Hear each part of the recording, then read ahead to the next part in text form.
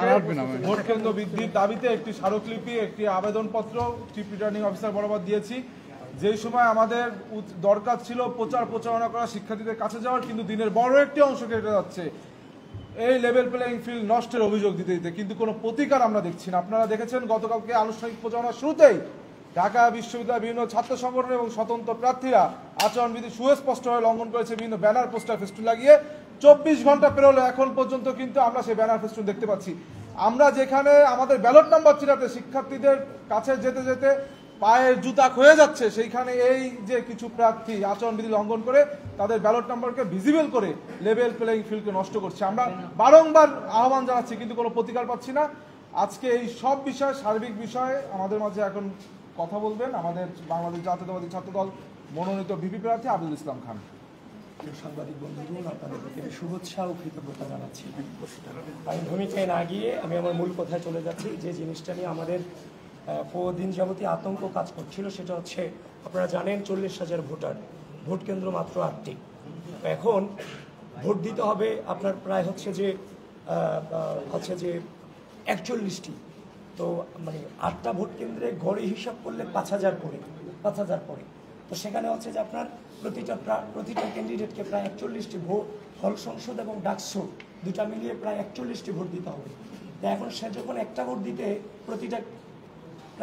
প্রতিটা ভোটারের প্রায় 8 থেকে 10 মিনিট সময় লেগে যেতে পারে। এটুকু লাগবে, এটা স্বাভাবিক, মানে বেশিও লাগতে পারে।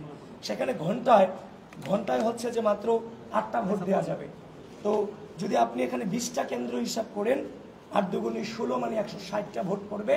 মানে যদি 20টা বুথ হয় আর কি, 20টা বুথে 8টা করে প্রতি ঘন্টায় ভোট পড়লে সেখানে টোটাল 160টা ভোট পড়বে।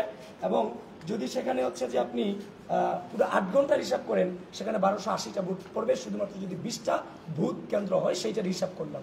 তো যার ফলে আপনারা জেনে থাকবেন, কোনো কেন্দ্রেই কিন্তু হচ্ছে যে 4,500 এর নিচে হচ্ছে যে ভোটার সংখ্যা নেই।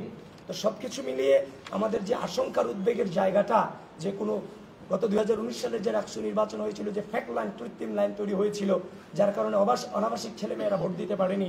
তো এটা নিয়েও ছেলেদের মেয়েদের মধ্যে আতঙ্ক এবং শঙ্কা কাজ করছে যে 8-10 মিনিট লাগবে ভোট দিতে, একটা ভোট কেন্দ্রে এত হাজার ভোটার, আর একটা হচ্ছে যে আমরা কিভাবে ভোটটা দিব এত অল্প সময়ের মধ্যে। তো এটা নিয়ে হচ্ছে যে আবার পেজও অনেক বড় বড় খুঁজে নামগুলো দিতে হবে, 41টা নাম মনে রাখা, প্রায় 7টা পেজ। এগুলো নিয়ে আমাদের আশঙ্কার জায়গা ছিল।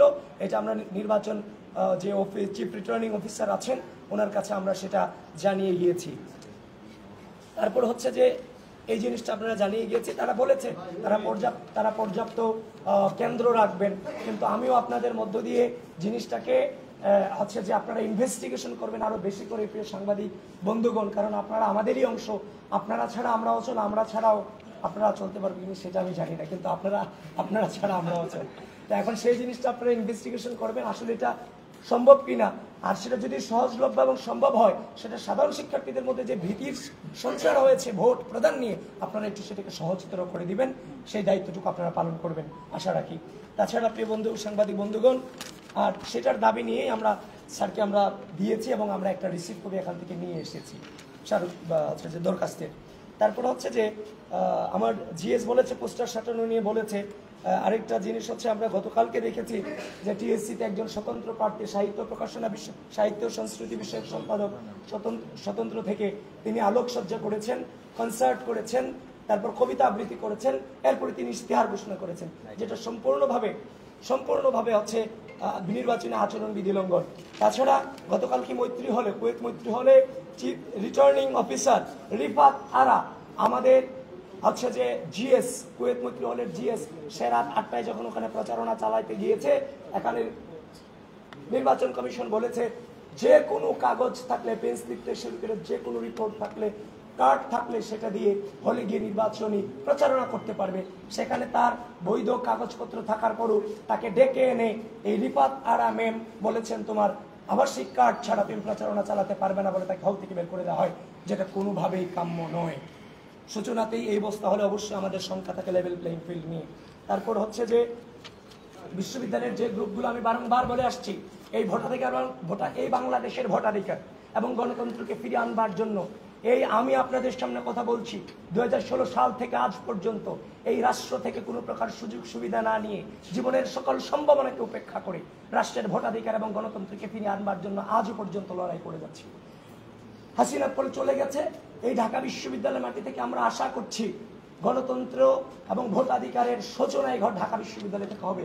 কিন্তু আমরা দেখতে পাচ্ছি ঢাকা বিশ্ববিদ্যালয়ের বিভিন্ন গ্রুপগুলো চিফ রিটার্নিং অফিসার সহ নির্বাচন অফিস থেকে বিশ্ববিদ্যালয়ের সহযোগিতা নিয়ে বিটিআরসিকে চিঠি দিয়েছে। তারা বিশ্ববিদ্যালয়ের যে গ্রুপগুলো প্রপাগান্ডা ছড়াচ্ছে, শিক্ষার্থী সংসদ 1, শিক্ষার্থী সংসদ, ঢাকা বিশ্ববিদ্যালয়ের শিক্ষার্থী সংসদ 1, শিক্ষার্থী সংসদ 2, তারপর হচ্ছে যে নিরাপত্তা মঞ্চ সহ তারা এগুলার যেন বন্ধ করে এই জন্য নির্বাচন কমিশন বিটিআরসিকে চিঠি দিয়েছে। কিন্তু আমরা দেখতে পেলাম সেই গ্রুপগুলোর নাম পরিবর্তন করে ফেলেছে। গ্রুপ তো বন্ধ করবে দূরের কথা, গ্রুপগুলোর নাম পরিবর্তন করে আচ্ছা যে শিক্ষার্থী সংসদ রাখা হয়েছে, ঢাকা বিশ্ববিদ্যালয় বাইরে দিয়ে শিক্ষার্থী সংসদ রাখা হয়েছে।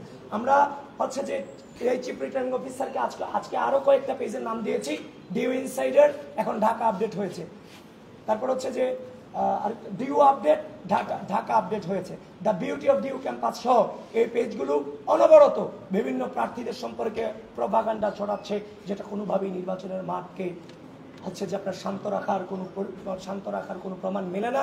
এটা ঘৃণা চর্চা হচ্ছে। এই গ্রুপগুলো যতক্ষণ না পর্যন্ত বন্ধ হবে ততক্ষণ পর্যন্ত আমরা সেফ ফিল করছি না। অতি দ্রুত কয়েক ঘন্টার মধ্যে আমরা চিফ রিটার্নিং অফিসারকে বলেছি আপনারা এটা সম্পর্কে সিদ্ধান্ত দেবেন, কারণ আপনাদেরকে ঢাকা বিশ্ববিদ্যালয় প্রশাসনে আপনাদেরকে এই জায়গায় বসিয়েছে, অবশ্যই প্রশাসন আপনাকে সহযোগিতা করছে।